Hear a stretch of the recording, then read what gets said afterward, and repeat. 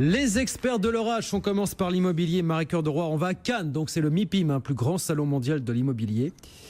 Et alors à chaque fois, c'est l'occasion pour les acteurs de faire des grandes annonces. Et l'une d'entre elles a retenu votre attention, ça s'appelle l'holoportation. Et oui, Anthony Morel est parti, mais il est rentré. Ça y est. C'est exactement ça. Alors l'holoportation, comme son nom l'indique, ou pas d'ailleurs, en fait c'est la capacité à téléporter notre hologramme dans la réalité virtuelle. Alors c'est une technologie qui, il faut bien le voir, n'avait encore été jamais développée dans l'immobilier. Les premiers à le faire, ce sont donc BNP Paribas Real Estate qui l'annonce aujourd'hui, donc c'est une grande première mondiale.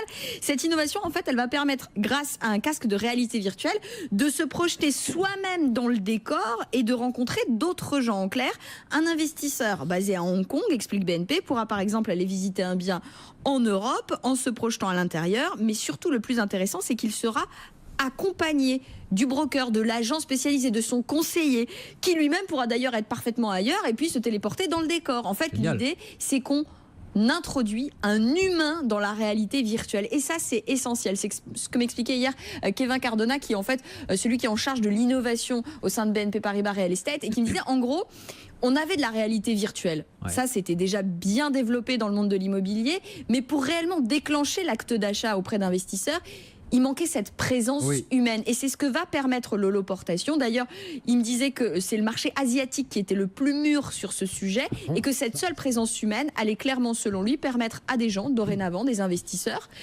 d'acheter via la réalité virtuelle sans même avoir à se déplacer. Alors ce qui est intéressant, c'est qu'on va pouvoir tout faire, c'est-à-dire que c'est des investisseurs qui vont se positionner sur des bureaux à l'autre bout du monde, ça peut être un client particulier sur du résidentiel, là encore à l'autre bout du monde, ça peut être des biens qui n'existent pas encore, qui étaient tout l'enjeu de la réalité virtuelle, c'est-à-dire se projeter dans un bien qui n'existe pas encore, mais aussi sur l'ancien, avec forcément des process de modélisation des biens existants. Donc ça s'appelle l'holoportation. L'holoportation. Et puis alors, autre tendance que vous avez dénichée au MIPIM de Cannes, ça s'appelle le co-living.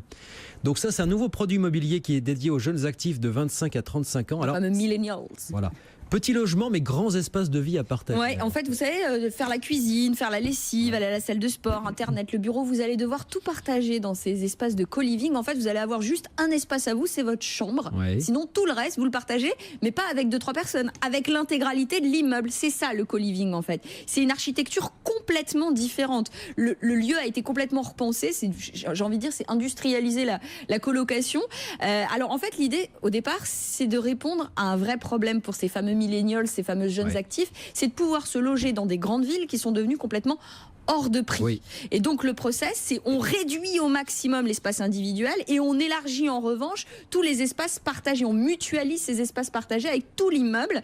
C'est né précisément là où ça coûte cher, c'est-à-dire où San Francisco aux États-Unis et évidemment New York. Je regardais hier sur Internet, vous cherchez un studio meublé traditionnel, il coûte environ 30% plus cher que votre petite chambre, votre petit studio dans votre espace de co-living qui aura en plus tous les services associés, parce qu'on y intègre des salles de sport, je vous disais, du yoga, des saunas, des machins. Enfin, après, ça devient extrêmement riche en services associés. Et donc, du coup, ça se développe évidemment dans toutes les grandes villes du monde où ça coûte cher, Londres, mais Paris aussi. Et d'ailleurs, hier, on a eu un grand spécialiste de l'immobilier qui s'appelle Quartus, qui a annoncé qu'il allait lancer justement 2 grandes nouvelles marques de co-living pour les grandes métropoles. Co-living et l'holoportation, ça j'adore, j'attends de voir les premiers. Vous voyez, avec moi, vous apprenez 2 mots par jour. Pratique avec Marie-Cœur de Roy. Lavimo.com, évidemment, site immobilier de BFM Business pour retrouver tous les jours toutes ces informations. Merci beaucoup, Marie.